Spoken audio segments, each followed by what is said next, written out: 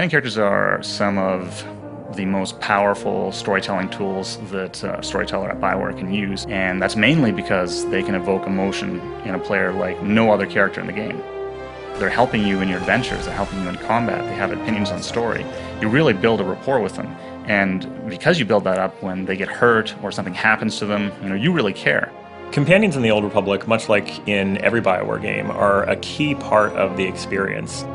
When we first started figuring out the companions for the different classes, step one was the basics. Things we knew we needed to have in there somewhere. Things that were going to touch on sort of the cornerstones of Star Wars. So we knew we wanted some droids, you wanted some big aliens, you wanted sort of the lovable people, you wanted the romantic groups. We've crafted this game around the idea of you and your sidekick, just like Han Solo has Chewie, Luke has R2. Companions aren't just pets, so to speak. They're much, much more. They're more powerful for once. They level up alongside you. They have their own skills, abilities that they unlock over time. They use them rather intelligently. We spent a lot of time on the characters working with the writers, especially on the ones that were the love interests. Was always the thing, is we come up with a character and we want to give that face a certain character, right? So you give them kind of a bent nose or a big scar across their face, and the writers are like, yeah, I'm supposed to be romancing this guy, and you just disfigured him. So we'd have to go back to the drawing board. Fantastic. Glad you could open up.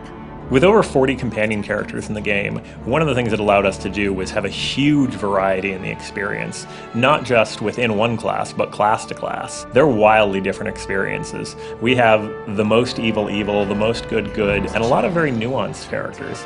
People are not just tied to light side, dark side, and it takes a little bit for characters and when players are playing for them to sort of get used to it.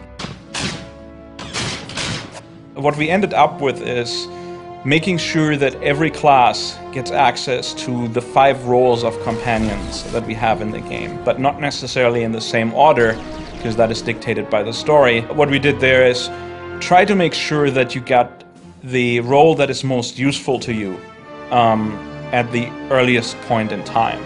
For example, if you're playing a Inquisitor, we give you a companion that is a damage taker. He will take damage, he will hold the enemy, taunt them, and make sure that they're attacking him, allowing the Inquisitor to stand back and use his abilities.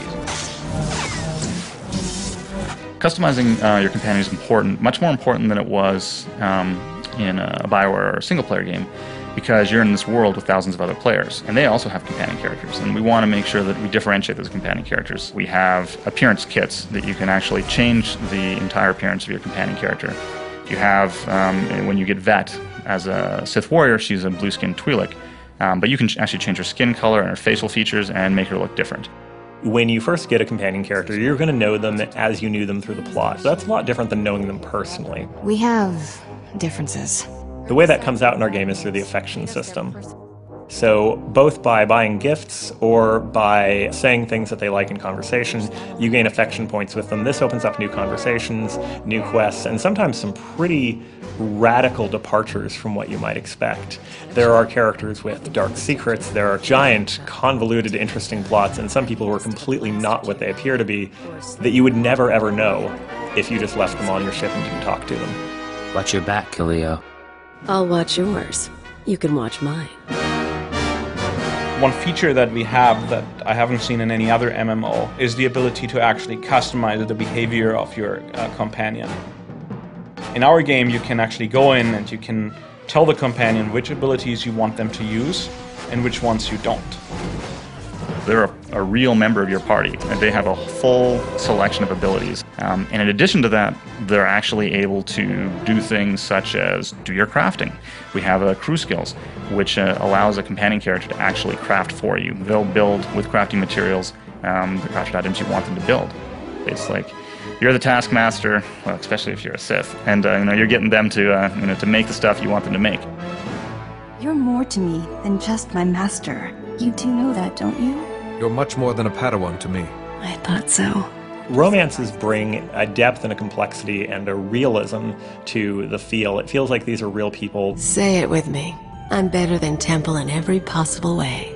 Obviously, the love triangles and things like that can bring a little bit of extra tension there.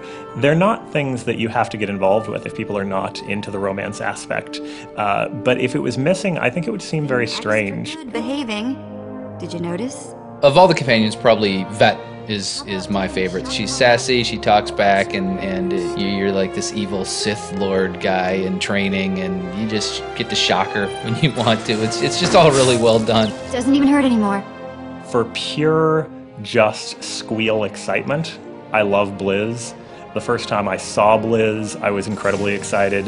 The first time I saw Randy Beagle's writing of him, Blizz is so charming. I want a plush toy of Blizz more than anything else in our game.